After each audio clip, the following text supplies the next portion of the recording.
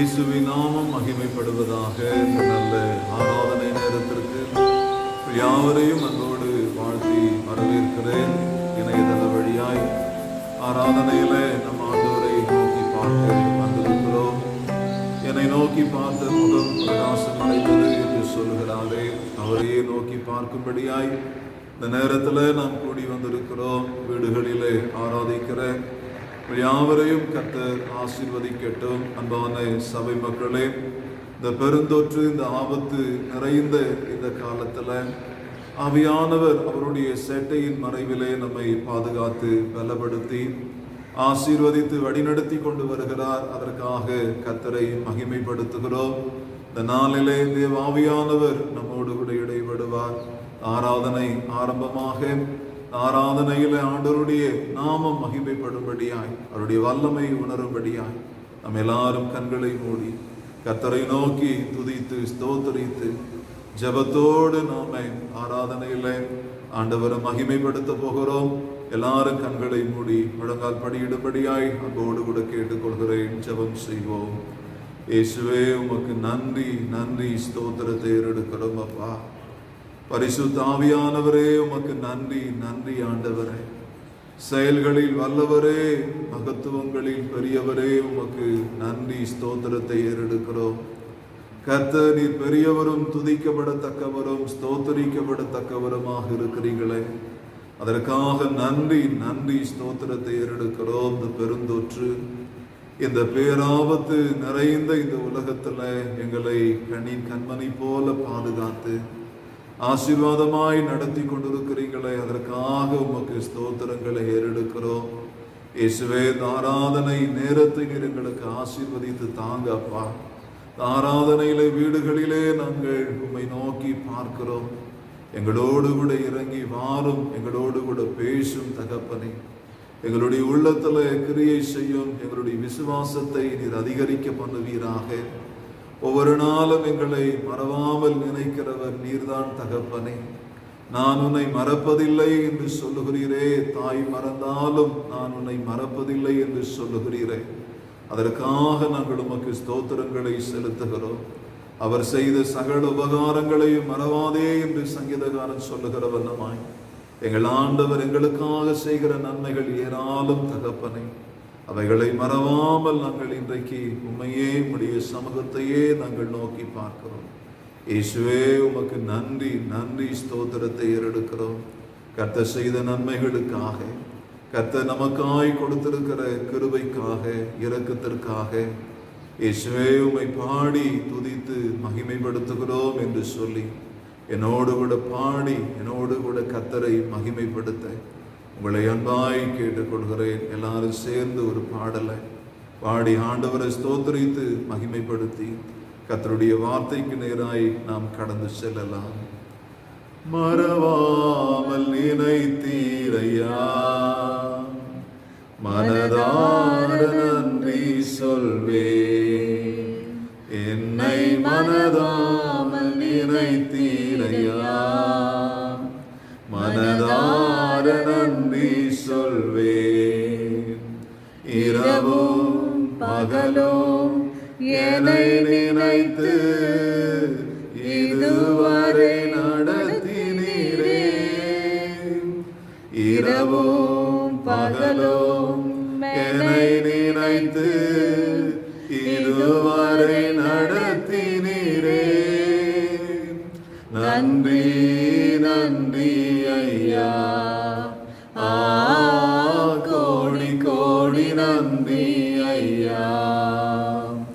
நன்றி நன்றி ஐயா,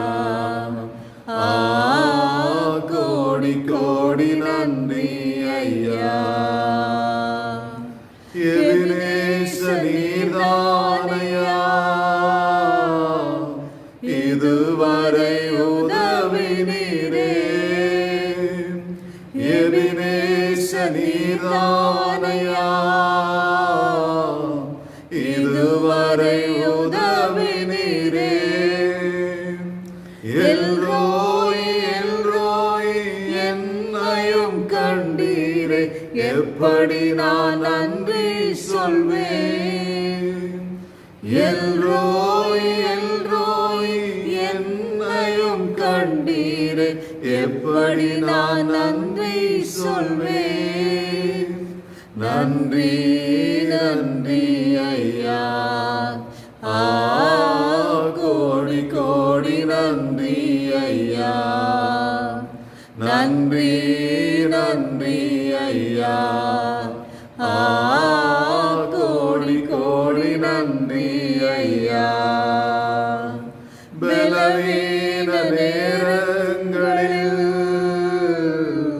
பலன் தந்தீரையா, பலவீன நேரங்களில் பலன் தந்தீரையா. சுகமானேன் சுகமானேன் தழும்புகளால் சுகமானேன், என் குடும்ப மருத்துவர் நீரே. சுகமானேன் சுகமானேன் தழும்புகளால் சுகமானேன், என் குடும்ப மருத்துவர் நீரே. நன்றி நன்றி ஐயா, கோடி கோடி நன்றி ஐயா.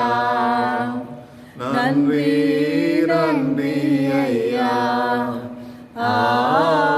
கோடி கோடி நன்றி ஐயா. தடைகளை உடைத்தீரையா,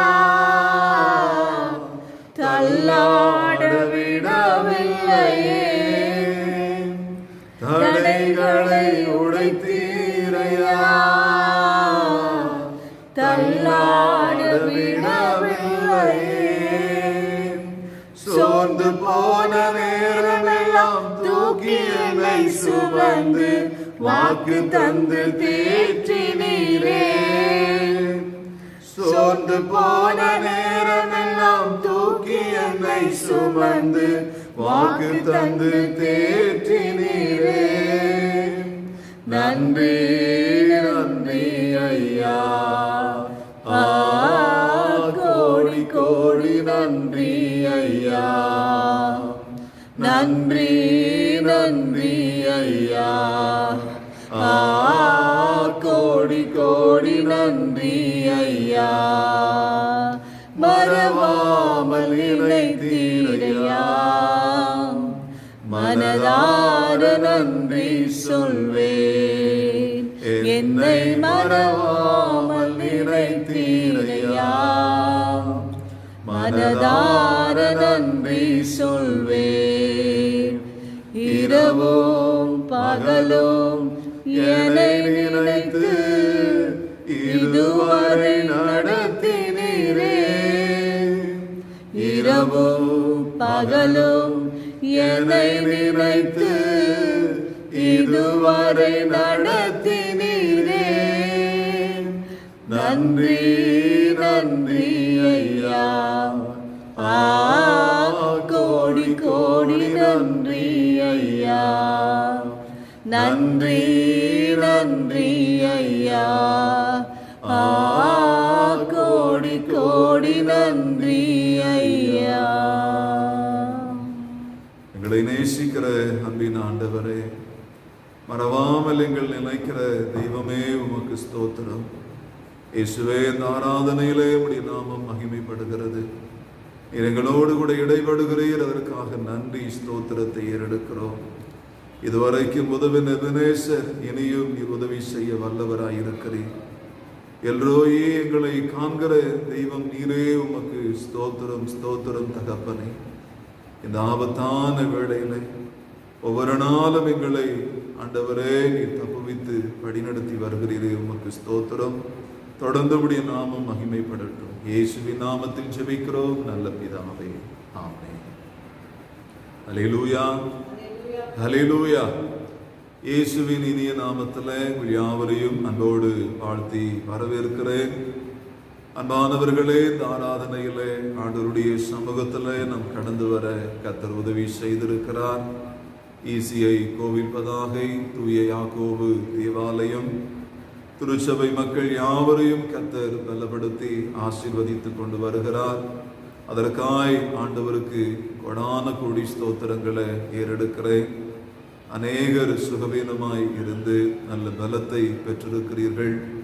அதற்காக ஆண்டவருக்கு நன்றி செலுத்துகிறேன். நாம் ஜெபிக்கிற ஜெபங்களை ஆண்டவர் கேட்கிறார், கேட்டு பதில் கொடுத்து நல்ல ஒரு சுகத்தை கர்த்தர் உங்களுக்கு தந்திருக்கிறார். தொடர்ந்து ஜெபியுங்கள், விசுவாசத்தோடு ஜெபியுங்கள். விசுவாசமுள்ள ஜெபம் வினியாலியை குணமாக்கும் என்று சொல்லுகிற வசனத்தின்படி விசுவாசத்தோடு கூட ஜெபிப்போம். கர்த்தர் பெரியவர், பெரிய காரியங்களை நம் மத்தியிலே செய்வான். அன்பானவர்களை, தொடர்ந்து இந்த இன்னொரு வாரமும் தளர்வுகளற்ற ஊரடங்கு அறிவித்திருக்கிறார்கள். முழு ஊரடங்கு பிறப்பிக்கப்பட்டிருக்கிறது. தயவு செய்து மக்கள் யாரும் வெளியில போக வேண்டாம் என்று அன்பாய் உங்களை கேட்டுக்கொள்கிறேன். பாதுகாப்போடு கூட அவசியத்திற்காக செல்லுகிறவர்கள் கட்டாயம் முகக்கவசத்தை அணிந்து செல்லுங்கள். 2 முகக்கவசம் அணிந்து செல்ல வேண்டும் என்று சொல்லுகிறார்கள். வெளியில போகிற போது அப்படி செய்ய உங்களை அன்பாய் கேட்டுக்கொள்கிறேன். நிறைய பேருக்கு பாதிப்பு, நிறைய மரணங்களை பார்த்து கொண்டிருக்கிறோம்.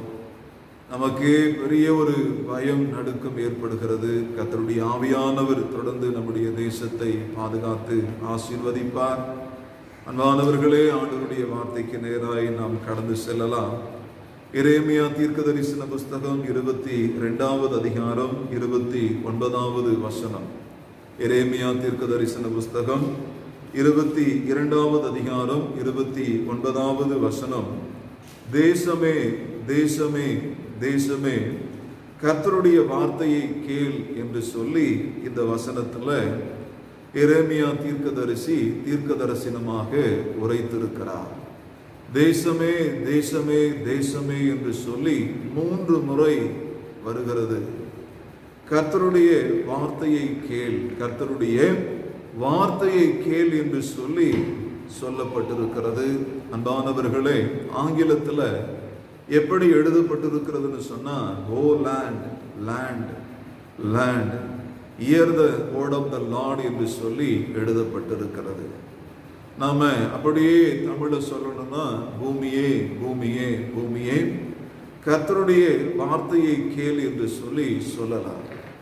பிரியமானவர்களே, இந்த உலகத்துல வாழ்கிற எல்லாரும், நம்முடைய தேசத்தில் இருக்கிற எல்லாரும் இன்னைக்கு கர்த்தருடைய வார்த்தைக்கு செவி கொடுக்க அவசியம் உள்ளவர்களா இருக்கிறோம். ஏன் இந்த அழிவு ஏற்பட்டிருக்கிறது? ஏன் இந்த கொள்ளை நோய் இப்படி அநேகர் மரித்து கொண்டிருக்கிறார்கள்? இந்த கொடிய வாதை நிறுத்தப்பட வேண்டுமானால் என்ன செய்வது என்று சொல்லி மிகுந்த வேதனையோடு பதட்டத்தோடு கூட நாம இருந்து கொண்டிருக்கிறோம். கர்த்தருடைய ஆவியானவர் இன்றைக்கு இந்த காலை நேரத்தில் நம்மை தேற்றும்படியாய், நம்முடைய விசுவாசத்தை அதிகரிக்க செய்யும்படியாய், ஆவியானவர் நம்மை இன்னும் பலப்படுத்தும்படியாய் கடவுள் இந்த வசனத்தின் மூலமாய் நம்மோடு கூட பேசி கொண்டிருக்கிறார். தேசமே, கர்த்தருடைய வார்த்தையை கேள், தேசமே, கர்த்தருடைய வார்த்தையை கேள் என்று சொல்லி தீர்க்க தரிசனமாக உரைக்கப்பட்டிருக்கிறது. பிரியமானவர்களே, இது என்னைக்கோ உரைக்கப்பட்ட தீர்க்க தரிசனம். பாபிலோனிய மக்களுக்கு அல்லது யூதா தேசத்து மக்களுக்கு என்று சொல்லி நீங்க நினைக்கலாம். அன்பானவர்களே, அப்படி இல்லை. வேதாகமத்தில் உரைக்கப்பட்ட தீர்க்க தரிசனங்கள் எல்லாமே வருகிற நாட்களிலே நடைபெறுகிற நிகழ்வுகளாக முன்கூட்டியே சொல்லப்பட்டிருக்கிறது. தேசமே, கர்த்தருடைய வார்த்தையை கேள், கர்த்தருடைய வார்த்தையை கேள் என்று சொல்லி இன்றைக்கு ஆண்டவர் நமக்கு இந்த வசனத்தை கொடுத்திருக்கிறார். நம்ம வேதத்துல வாசிக்கிற போது எரேமியா தீர்க்கதரிசன புஸ்தகம் 6வது அதிகாரத்தை எடுத்துக்கொள்ளுங்கள். எரேமியா 6வது அதிகாரம் 19வது வசனத்தை வாசிக்கிறேன். பூமியே கேள், இந்த ஜனங்கள் என் வார்த்தைகளை கேளாமல் இருந்து நியாயப்பிரமாணத்துக்கு செவி கொடாமல் அதை வெறுத்து விடுகிறார்கள். அவர்கள் மேல் நான் அவர்கள் நினைவுகளின் பலனாகிய தீங்கை வரப்பண்ணுவேன். பூமியே, கர்த்தருடைய வார்த்தையை கேள். அவங்க கர்த்தருடைய வார்த்தையை கேட்காததுனால அவங்களுக்கு தீங்கை வரப்பண்ணுவேன் என்று சொல்லி இந்த வசனத்துல ஆணித்தரமாக சொல்லப்பட்டிருக்கிறது. என் வார்த்தைகளை கேளாமல் இருந்து, என்னுடைய வார்த்தைக்கு செவி கொடுக்காமல் இருக்கிறவர்கள் நியாயப்பிரமாணத்தை செவி கொடுக்காமல் வெறுத்து விடுகிறார்கள். நியாயப்பிரமாணத்தை செவி கொடுக்காமல் வெறுத்து விடுகிறதுனால அவர்கள் மேல் நான் அவர்கள் நினைவுகளின் பலனாகிய தீங்கை வரப்பண்ணுவேன், ஒரு ஆபத்தை விளைவிப்பேன் என்று சொல்லி வசனத்தை கேட்காததுனால, உண்மையா வாழாததுனால இந்த பெருந்தொற்று ஏற்பட்டிருக்கிற இந்த காலகட்டத்தில் கூட ஒரு சிலர் மனிதாபிமானம் இல்லாமல் செயல்படுறாங்க. இப்பதான் அநியாய விலைக்கு மருந்துகளை விற்பனை செய்கிறாங்க. ஆஸ்பத்திரிகளிலே பார்க்கிற போது தனியார் ஆஸ்பத்திரிகளில் அதிகமான மருத்துவ கட்டணங்களை வசூலித்து கொண்டு இதுதான் காலம்னு சொல்லி இப்பதான் சம்பாதிக்க முடியும்னு சொல்லி விலை பேசி கொண்டிருக்கிறார்கள். பிரியமானவர்களை, நிறைய பேர் நல்ல மனிதாபிமானத்தோடு கூட மற்றவர்களுக்கு உதவி செய்யணும். நிறைய ஏழை எளிய மக்கள் கூட முதலமைச்சர் நிவாரண நிதிக்கென்று சின்ன குழந்தைகள் கூட நிறைய பணங்களை அனுப்பி உதவி செய்து கொண்டிருக்கிறத நம்ம பார்த்துக்கிட்டு இருக்கிறோம். ஆனாலும் ஒரு சிலர் உண்மையா நேர்மையா இல்லாம இப்பதான் சம்பாதிக்கணும்னு சொல்லி மனிதாபிமானம் இல்லாம இந்த பெருந்தொற்று காலத்துல அநேகர் அநியாயமாய் நடந்து கொண்டிருக்கிறதை நாம் பார்க்க முடிகிறது. பிரியமானவர்களே, கர்த்தருடைய வார்த்தையை கேட்காவிட்டால், கர்த்தருடைய நியாயப்பிரமாணத்தின்படி நடக்காவிட்டால் இந்த தேசத்துல தீங்கை வரப்பண்ணுவேன் என்று சொல்லி அன்றைக்கு ஆண்டவர் ஆணைத்தரமாய் தம்முடைய தீர்க்கதரிசியின் மூலமாய் சொல்லி இருக்கிறார். இன்னைக்கு ஜனங்கள் கர்த்தருடைய வார்த்தையை கேட்பதில்லை. விசுவாசிகள் கூட கர்த்தருடைய வார்த்தைக்கு செவி கொடுக்கிறதில்லை. தங்கள் மனம் போன போக்கிலே விருப்பம் போல வாழ்ந்து கொண்டிருக்கிறார்கள். பிரமாணங்களை கை கொள்ளுவதில்லை. ஆண்டவர் சபையையும் நம்முடைய தேசத்தையும் எச்சரித்துக் கொண்டிருக்கிறார். இந்த எரேமியா தீர்க்க தரிசன புஸ்தகம் 36வது அதிகாரத்தை எடுத்துக்கொள்ளலாம். எரேமியா 36வது அதிகாரத்துல அங்கே யோயாக்கீம் என்று சொல்லக்கூடிய ஒரு ராஜா யூத தேசத்தை ஆண்டு கொண்டிருக்கிறார். அந்த யோயாக்கீம் யூதா தேசத்தை, இஸ்ரவேல் மக்களை ஆண்டு கொண்டிருக்கிற போது எரேமியாவுக்கு கர்த்தர் தீர்க்க தரிசனமாக சொல்லுகிறார். கர்த்தருடைய வார்த்தை எரேமியாவுக்கு உண்டாகி எரேமியா அந்த ஜனங்களுக்கு சொல்லணும். அதை எப்படி சொல்ல முடியும்னா, எரேமியாவுக்கு உதவிக்காரரா, எரேமியாவுக்கு தோழன்னு சொல்லலாம், அல்லது எரேமியாவுக்கு சீஷன் என்று சொல்லலாம். பாரூக் என்று சொல்லக்கூடிய ஒருவன் இருந்தான். அவன் பாரூக் என்று சொல்லக்கூடியவன், அவன் எப்போதும் எரேமியாவோடு கூட இருந்ததாக 20 வருஷ காலம் நட்போடு கூட இருக்கிறாங்க. அவருக்கு எரேமியாவுக்கு சீஷனாக இந்த பாரூக் இருக்கிறாரு. எரேமியா தீர்க்க தரிசனத்தை ஆண்டவருடைய சமூகத்திலிருந்து பெற்றுக்கொள்ள அதை அவர் சொல்லிக் கொண்டிருக்கிற போதே இந்த பாரூக் என்ன சொல்லுகிறார், அதை எழுதுகிறார். பாரூக் அதை எழுதுகிறான் என்று சொல்லி இந்த அதிகாரத்தில் சொல்லப்பட்டிருக்கிறது. அன்பானவர்களே, எரேமியா 36வது அதிகாரம் 1வது வசனத்தை வாசிக்கிறேன். யோசியாவின் குமாரனாகி யோயாக்கீம் என்னும் யூத ராஜாவின் 4ஆம் வருஷத்துல கர்த்தரால் எரேமியாவுக்கு உண்டான வார்த்தை என்னவென்றால், எரேமியா தன்னுடைய இருதயத்திலிருந்து அதை சொல்லல, தன்னுடைய வார்த்தைகளா சொல்லல, கர்த்தர் என்னோடு கூட பேசி இருக்கிறார். கர்த்தர் என் மூலமாய் இந்த யூதா ராஜாவுக்கு யோயாக்கீம் என்று சொல்லக்கூடிய அவருக்கு சொல்லக்கூடிய வார்த்தைகள் என்று சொல்லி உரைக்கிற போது அங்கே பாரூக் என்பவனை கூப்பிட்டு அதை எழுதும்படியாக, அந்த சுருளை எழுதும்படியாக சொல்லுகிறார். 2வது வசனத்துல, நீ ஒரு புஸ்தக சுருளை எடுத்து யோசியாவின் நாட்களிலே நான் உன்னுடனே பேசின நாள் முதற்கொண்டு இந்நாள் மட்டும் இஸ்ரவேலை குறித்தும் யூதாவை குறித்தும் சகல ஜாதிகளை குறித்தும் உன்னோடு சொன்ன எல்லா வார்த்தைகளும் அதுல எழுது. இஸ்ரவேல் மக்களுக்கும் யூதாவை குறித்தும் சகல ஜாதிகளை குறித்தும் நான் உன்னோடு கூட பேசுகிறவைகளை எழுது என்று சொல்லுகிறார். அன்பானவர்களே, அந்த ஜனங்கள் தங்களுடைய பொல்லாத வழிகளை விட்டு அவங்க திரும்பணும். தங்களுடைய பொல்லாத வழிகளை கர்த்தருடைய சமூகத்தில் அவங்க அறிக்கை செய்யணும். 3வது வசனம், யூதாவின் குடும்பத்தார் அவரவர் தங்கள் பொல்லாத வழியை விட்டு திரும்பும்படியாகவும் தங்கள் அக்கிரமத்தையும் தங்கள் பாவத்தையும் நான் மன்னிக்கும்படியாகவும் தங்களுக்கு நான் செய்ய நினைத்திருக்கிற தீங்குகளை குறித்து ஒருவேளை அவர்கள் கேட்பார்கள் என்றார். ஆண்டவர் பாருங்க எப்படி அந்த மனமிறங்கி மிகுந்த மனபாரத்தோடு கூட பேசுகிறார். தங்களுடைய பாவங்கள் அந்த ஜனங்கள் உணருவாங்க. ஒருவேளை அந்த ஜனங்க தங்களுடைய பாவங்களை விட்டு விலகி நேர்மையா நீதியா வாழ்வார்கள் என்று சொல்லி கடவுள் அவங்களுக்கு ஒரு வாய்ப்பை கொடுக்கிறார். ஒரு வாய்ப்பு அவர்களுக்கு கொடுக்கப்படுகிறது. தங்கள் பொல்லாத வழியை விட்டு திரும்பும்படியாக, தங்களுடைய பொல்லாத வழிகளை விட்டு விலகும்படியாய் அவர்களுக்கான ஒரு வாய்ப்பு கொடுக்கப்படுகிறது.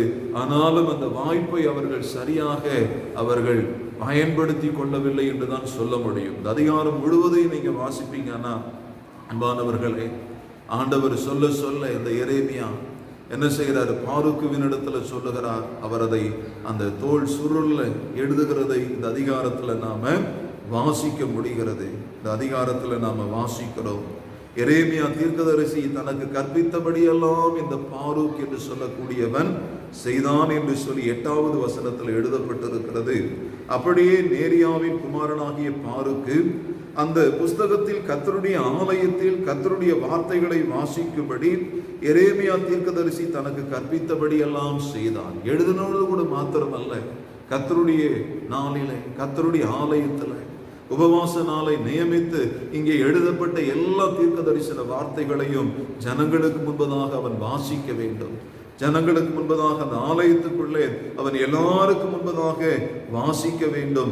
7வது வசனம் சொல்லுகிறது, ஒருவேளை அவர்கள் கர்த்தருடைய முகத்துக்கு முன்பாக பணிந்து விண்ணப்பம் பண்ணி அவரவர் தங்கள் பொல்லாத வழியை விட்டு திரும்புவார்கள், கர்த்தர் இந்த ஜனத்துக்கு விரோதமாய் கூறியிருக்கிற கோபமும் உக்கிரமும் பெரிது என்று சொன்னான். இவர்கள் தங்களுடைய பொல்லாத வழிகளை விட்டு திரும்புவார்களானால் இவங்க மேல ஆண்டவர் மிகுந்த கோபம், கடும் கோபம் உள்ளவரா இருக்கிறார்.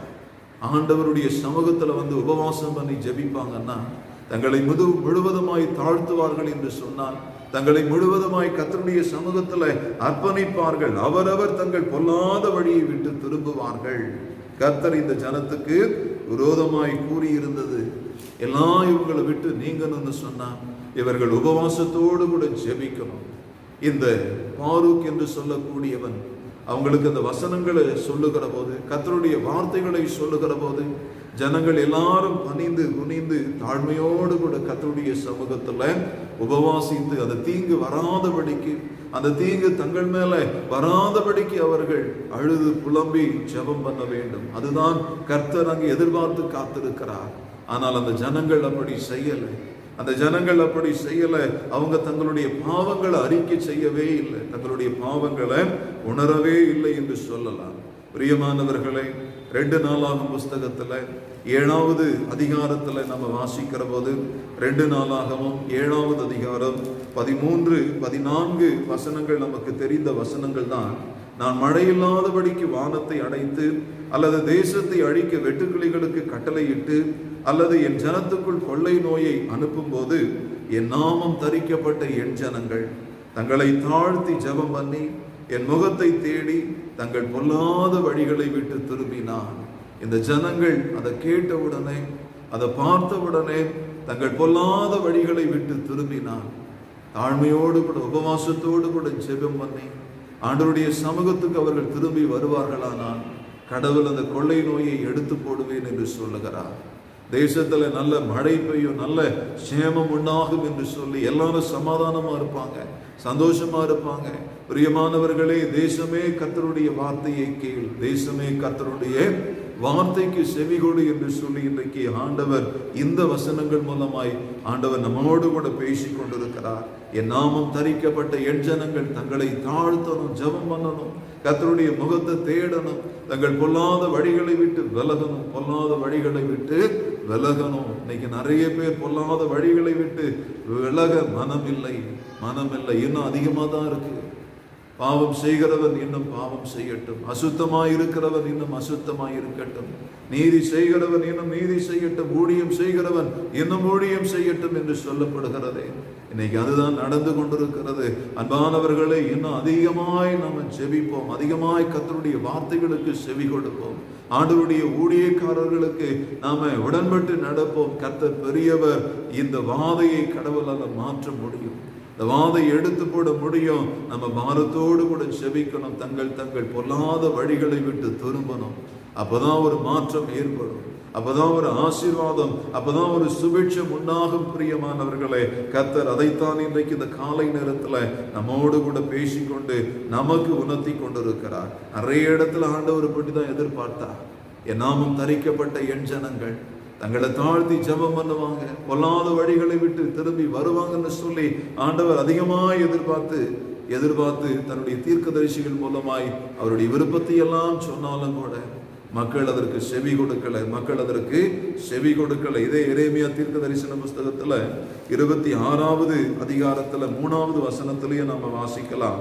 அவர்கள் செய்கைகளுடைய பொல்லாப்பை நிமித்தம் நான் அவர்களுக்கு செய்ய நினைக்கிற தீங்குக்கு நான் மனஸ்தாபப்படத்தக்கதாக ஒருவேளை அவர்கள் கேட்டு அவரவர் தம் பொல்லாத வழியை விட்டு திரும்புவார்கள், நான் அவங்களுக்கு தீங்கை வரப்பண்ணுவேன் என்று அவங்க அறிந்து தங்கள் பொல்லாத வழிகளை விட்டு ஒருவேளை திரும்புவாங்கன்னு சொல்லி இதை சொல்லணும், அவங்களுக்கு அறிவிக்கணும்னு சொல்லி கர்த்தர் எவ்வளவு மன பாரத்தோடு கூட சொல்றாரு.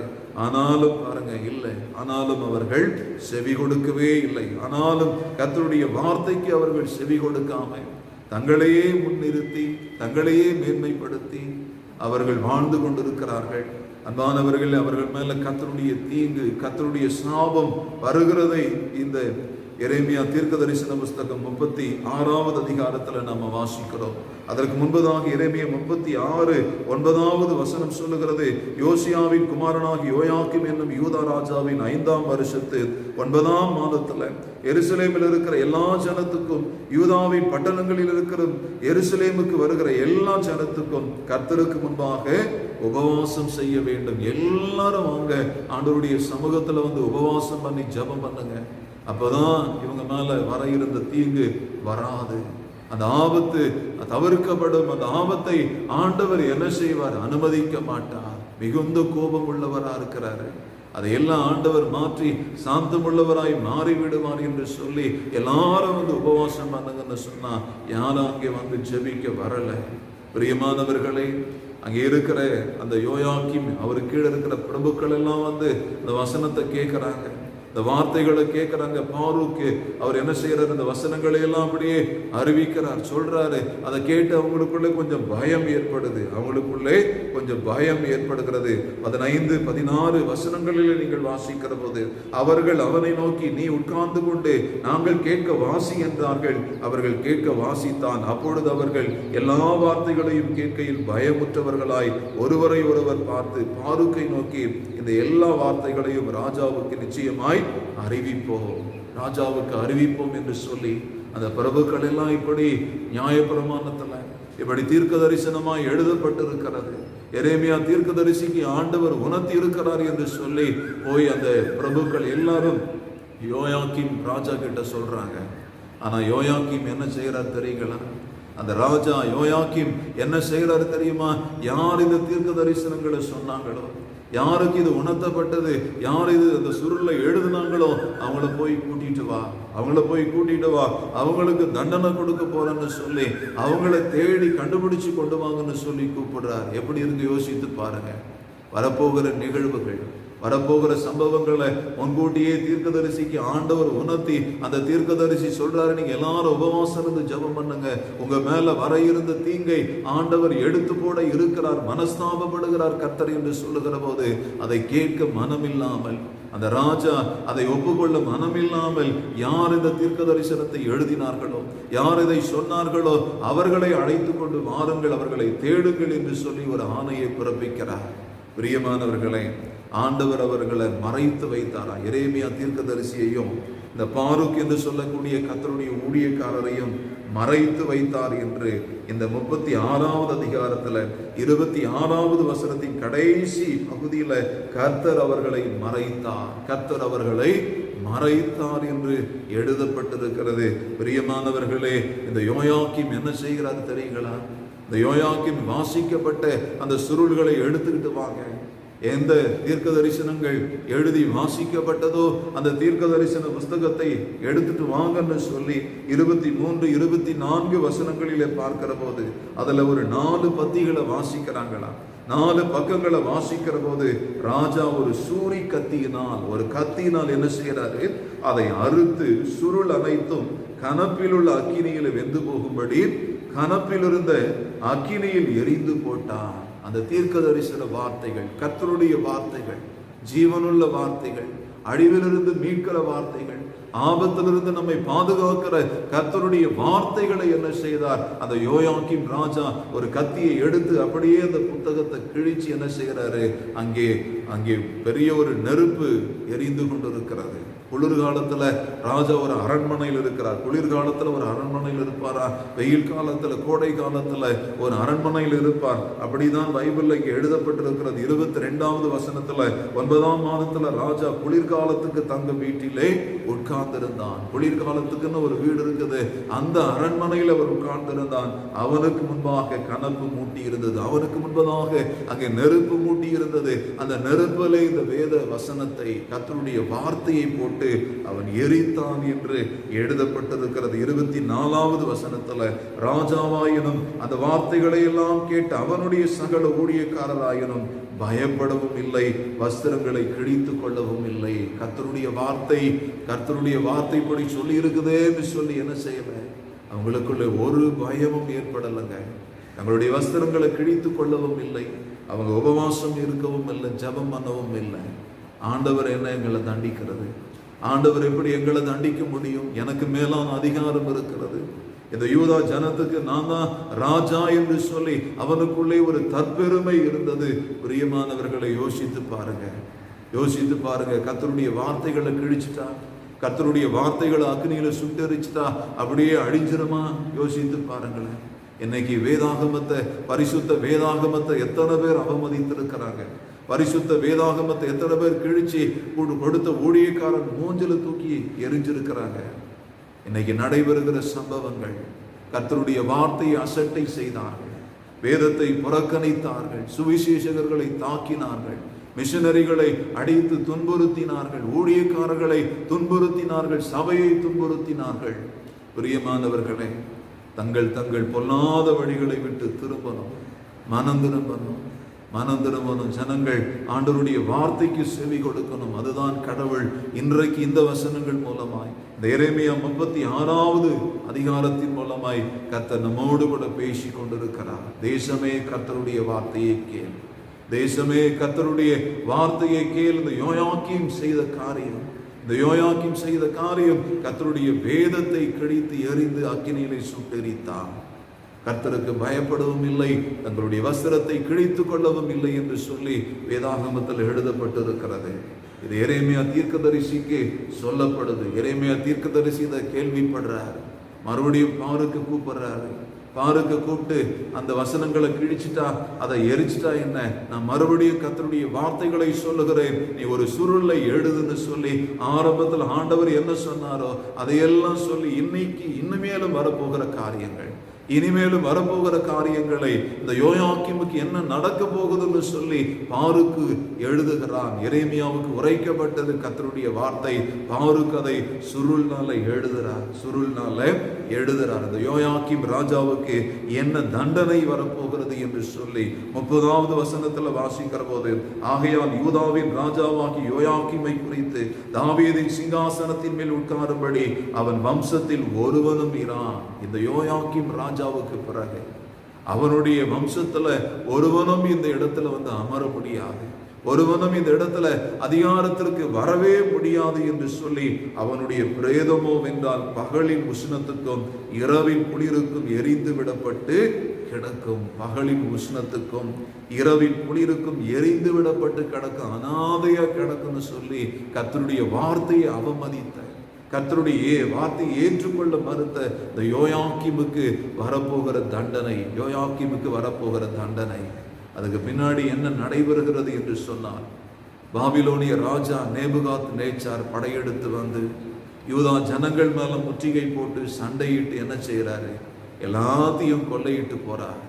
அப்படி கொள்ளையிட்டு போகிற போது இந்த யோயாக்கீம் ராஜாவை என்ன செய்யறாராம்? அப்படியே சங்கிலிகளினாலே கட்டி அவனை அந்த தேசத்திலிருந்து இழுத்து கொண்டு செல்லுகிறாரா. பாபிலோனுக்கு போகிற வழியில அவன் மாண்டு போனான், அவன் மரித்தான் என்று, அப்படியே போற வழியிலேயே அவன் இறந்து கடந்தான் என்று சொல்லி வேதாகமத்தில் எழுதப்பட்டிருக்கிறது. பிரியமானவர்களே, ஆண்டவருடைய வசனம் நிறைவேறுது பார்த்தீங்களா? கர்த்தருடைய வார்த்தை நிறைவேறுகிறது. நேபுகாத் நேச்சார் அந்த தேசத்தின் மீது படையெடுத்து அந்த ஜனங்களை எல்லாம் அடிமையாக்கி கொண்டு யோயாக்கீமை அரெஸ்ட் பண்ணி கூட்டிட்டு போற வழியிலேயே அவன் மரித்து போகிறான். அவனை அப்படியே தரன்னு இழுத்துட்டு போறப்பவே அவனுடைய ஜீவன் அவனை விட்டு போய்விட்டது என்று சொல்லி 4ஆம் புஸ்தகத்தில் எழுதப்பட்டிருக்கிறது. 31வது வசனத்தையும் நான் வாசித்து நிறைவு செய்கிறேன். நான் அவனிடத்திலும் அவன் சந்ததியினிடத்திலும் அவன் பிரபுக்களிடத்திலும் அவர்கள் அக்கிரமத்தை விசாரித்து அவன் மேலும் எருசலேமின் குடிகள் மேலும் யூதா மனுஷர் மேலும் நான் அவர்களுக்கு சொன்னதும் அவர்கள் கேளாமற் போனதுமான தீங்கு அனைத்தையும் வரப்பண்ணுவேன் என்று கர்த்தர் சொல்லுகிறார் என்று சொல்லி என்றார். கர்த்தர் எல்லா தீங்கையும் இவர்கள் மேல வரப்பண்ண போகிறார். ஏன்? கர்த்தருடைய வார்த்தையை அசட்டை செய்தார்கள், கர்த்தருடைய வார்த்தையை புறக்கணித்தார்கள். பிரியமானவர்களே, தேசமே கர்த்தருடைய வார்த்தையை கேள், தேசமே கர்த்தருடைய வார்த்தையை கேள். ஆண்டவருடைய வார்த்தைக்கு செவி கொடுக்கணும். தாவீது காலத்துல கூட அப்படி ஒரு 3 நாள் கொள்ளை நோய் வந்துச்சு. தாவீது காலத்துல தாவீது ராஜாவா இருக்கிறப்போ காத் என்கிற தீர்க்கதரிசியின் மூலமாய் தாவீதுக்கு உணர்த்தப்படுது. தாவீது இஸ்ரவேல் ஜனங்களின் தொகையை அது எண்ணுவதற்கு எத்தனைக்கிற போது ஆண்டவர் 3 நாள் கொள்ளை நோயை அந்த தேசத்து மக்கள் மீது அனுமதிக்கிறார். 70,000 பேர் மரிக்கிறாங்களா? அன்பானவர்களே, காத் என்கிற தீர்க்கதரிசியின் மூலமாய் கர்த்தர் பேசி தாவீதினிடத்துல உரைத்து அந்த தாவீது ஒரு பலிபீடத்தை கட்டி அங்க நல்ல பலி செலுத்தி ஜெபம் பண்றார். அப்படி ஜெபம் பண்ணுகிற போது ஆண்டவருடைய வார்த்தைக்கு இணங்கி நடக்கிற போது அந்த கொடிய வாதை நிறுத்தப்பட்டது என்று வேதாகமத்தில் எழுதப்பட்டு இருக்கிறது. இன்னைக்கு நாம செபிக்கணும், கர்த்தருடைய வார்த்தைக்கு செவி கொடுக்கணும்.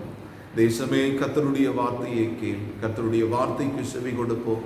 இந்த அழிவிலிருந்து, இந்த பேராபத்திலிருந்து, இந்த பெரிய தீங்கிலிருந்து கடவுள் நம்மை விடுவிக்க வேண்டுமானால் கர்த்தருடைய வார்த்தைக்கு மாத்திரமே செவி கொடுக்கணும். கேட்கிறதற்கு காதுள்ளவன் கேட்க கடவன்.